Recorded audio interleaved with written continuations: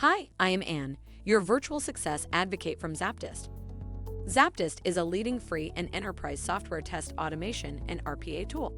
To use the ZAPTEST free edition, check out our website, ZAPTEST.com. Common gray box testing metrics.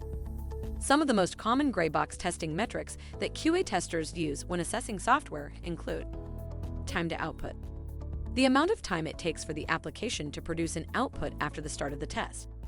Time to response, the amount of time it takes for the software to respond to user input, whether in the form of a result or simply an acknowledgement of the input.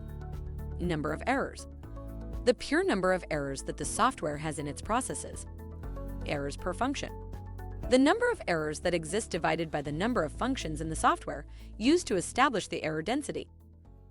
If by now you have any inquiries or are considering learning more about ZAPTEST, drop a message on the website at the red widget, and we would be pleased to help you along the way. Make sure to comment and share this video with your peers and colleagues.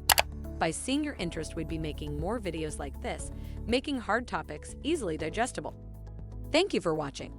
Make sure to read the article linked in the description.